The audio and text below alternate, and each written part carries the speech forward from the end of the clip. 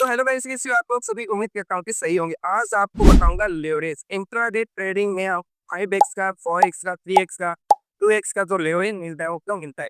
आपने कभी सोचा है कि ये लेवरेज क्यों मिलता है? क्योंकि आप सीखने का प्रयास नहीं करते। आपने क्या किया, 50,000 लाख रुपए अकाउंट में डाल दिए, ट्रेड कर लिया, 1 लाख के 2 लाख हो गए एक बार, दूसरे दिन जीरो हो गया। आप शेयर मार्केट को जुआ या सट्टा बोलकर निकल जाओगे और चार दोस्तों को ये भी बताओगे कि ये शेयर मार्केट में आप पैसे मत लगाना, ये जुआ है। यही बताओगे क्योंकि हमने सीखने का तो प्रयास नहीं किया है। और सीखने के लिए हमें टाइम देना पड़ता है। किसी भी चीज़ में, आप किसी भी फील्ड में अगर आप तैयारी कर रहे हो ना, किसी भी फील्ड में, चाहे आप गवर्नमेंट की तैयारी कर रहे हो, चाहे शेयर मार्केट की तैयारी कर रहे हो, चाहे आप मिस्त्री की भी तैयारी कर रहे हो ना, उसमें भी हमें टाइम देना होता है। आप सीखे बगैर अगर किसी भी चीज़ में प्रयास करते हो, शॉर्टकट रास्ता अपनाते हो, आप उसमें बर्बाद होते हो, उसमें लॉस करते हो आप। फिर क्या करते हो, उसी चीज़ को ज़िम्मेदार ठहराते हो जिस चीज़ से आपका नुकसान हुआ था। मैंने काफ़ी रुपए कोर्स पर बर्बाद किए और मैं ये नहीं चाहता कि जो मैंने कोर्स से छोटी-छोटी बातें सीखी है वो किसी भाई या दोस्त के पैसे लगाने के बाद वो सीखे। नहीं, मैं ये नहीं चाहता। जो मैं पैसे देकर वो कोर्स से जो चीज़ सीखी है वो आपको यूट्यूब पर एकदम फ्री में बताऊँगा।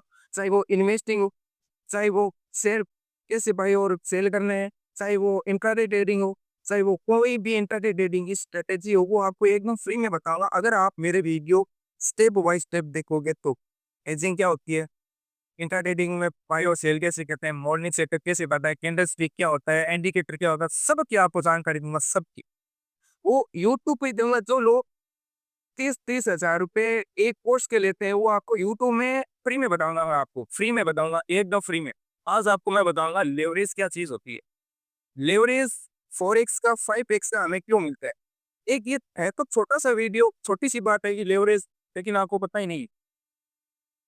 मान लो एक एचडीएफसी बैंक है। एक उदाहरण के तौर पर मैं ये लेता हूँ एचडीएफसी बैंक। इसके हमने 100 शेयर परचेज़ कर लिए।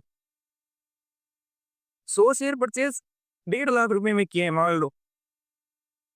बाय किए, क्या किए हैं? बाय किए हैं। बाय किससे किए हमने? सेलर से ही तो करते हैं, ये बेचेगा तभी तो हम खरीदेंगे। 1.5 लाख रुपए ने इसने अपने शेयर बेच दिए। अब आप एक बात बताओ मुझे कि ये 1.5 लाख रुपए हम इसको हैंड टू हैंड देंगे या फिर बाद में देंगे या फिर 2 दिन के बाद देंगे? कमेंट में ज़रूर बताना। लेकिन अभी मैं बता रहा हूँ, ये 1.5 लाख रुपए हम इसको देंगे रात को 12 बजे से हम देंगे इसको बजे। इसी बीच का फ़ायदा उठाता है एक ब्रोकर। जैसे हमने एचडीएफसी बैंक के 9.15 पर 100 शेयर बाय कर लिए।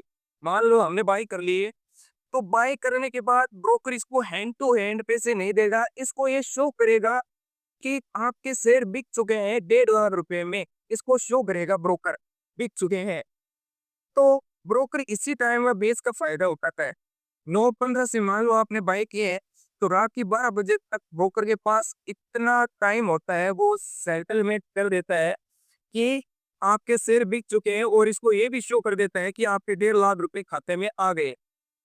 इसी बीच का फ़ायदा उठाता है ब्रोकर। और ब्रोकर क्या करता है, जो भी ट्रेड करता है, ब्रोकर के पास इतना पैसा नहीं होता कि वो हर एक ट्रेडर को लेवरेज दे। उसके पास ना तो इतना पैसा है, ना वो कर पाएगा। क्योंकि लाखों लोग ट्रेड करते हैं, लाखों लोग ट्रेडर में काफ़ी पैसे की ज़रूरत होती है, तो वो नहीं दे सकता। 10,000 से हम 1 लाख की ट्रेड कर सकते हैं।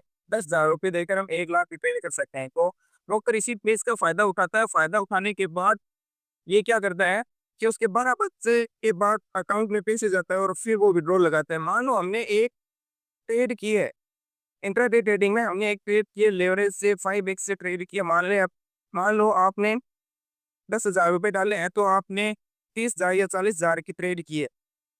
आपका उसी टाइम अगर लॉस हो गया है या फिर प्रॉफिट हो गया है, तो आप उसी टाइम अपने अकाउंट से, कोई भी ब्रोकर हो, एंजल वन हो, अपस्टॉक्स हो, ब्रो हो, कोई भी ब्रोकर हो, उसमें आप हैंड टू हैंड विड्रॉल नहीं लगा सकते। क्यों नहीं लगा सकते? देखो, इसका भी एक मतलब है। जैसे आपने 1 लाख रुपए ब्रोकर में डाले, उसमें से आपने 50,000 रुपए यूज़ में लिए और 50,000 रुपए तो पड़े रह गए। 1 दिन पहले डाले हैं, उसी दिन नहीं, 1 दिन पहले डाले। जैसे मैं आज ट्रेड कर रहा हूँ, तो कल मैंने 1 लाख रुपए मेरे ब्रोकर में डाल दिए, 1 लाख रुपए। तो उसमें से मैंने आज 50,000 रुपए यूज में लिए हैं और यूज लेने के बाद उसमें से मान लो हमने 25,000 रुपए का लॉस हो गया।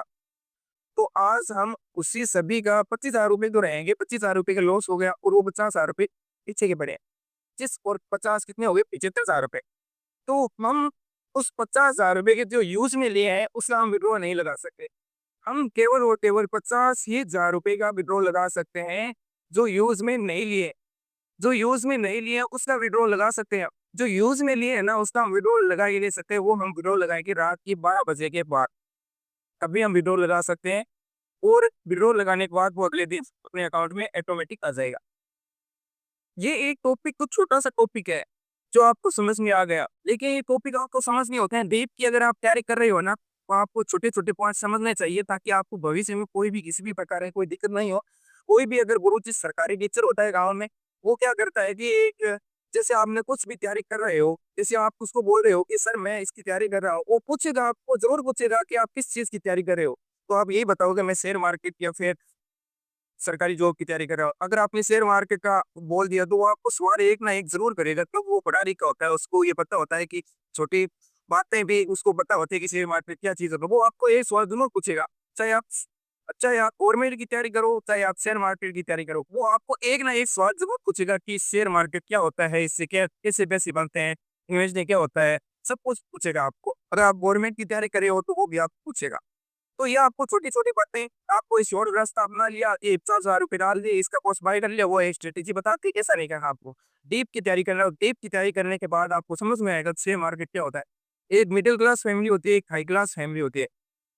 हम उसको पैसे से नहीं तोल सकते, हम उसको ज्ञान से तोल सकते हैं। क्योंकि अगर आपको हाई क्लास का ज्ञान होगा ना दिमाग में, तो आप अपने सपने पूरे कर सकते हो। अगर आप मिडिल क्लास से हो और मिडिल क्लास की आप तैयारी कर रहे हो, तो आप कभी भी आपके सपने जो हाई क्लास है वो आप पूरे नहीं कर पाओगे। उम्र भर आपको ये सीखते रह जाओगे, शेयर मार्केट काम नहीं करता और जुआ समझ कर आपको इसको नज़रअंदाज करना ही पड़ेगा। क्योंकि आपका जब तक आप इसको समझोगे ना, तब तक आप शेयर मार्केट को लाखों रुपए दे चुके होंगे और आप सीखने के बाद आपको फंड की ज़रूरत पड़ेगी और आपके पास पैसा नहीं होगा। इसलिए मैं कहता हूँ कि शेयर मार्केट को आप डीप से समझो और डीप से समझने के बाद ही आप उसमें फंड डालो और एक लोड से आप बाई करो और उसके बाद आप ट्रेड शुरू करो। आपको ये लेवरेज समझ में आ गया होगा। अगली बार आपको ये मैं बताऊँगा कि प्रीमियम निफ्टी 50 या बैंक का प्रीमियम 200 है तो 200 क्यों है? अगर बैंक निफ्टी का प्रीमियम 750 है तो क्यों है? 1200 है तो क्यों है? इसका पीछे का कोई कारण हो सकता है। वो आपको एक वीडियो अगले वीडियो में बताऊँगा। अगर ये वीडियो आपको चाहिए तो कमेंट में हाँ ज़रूर लिख के भेजिए।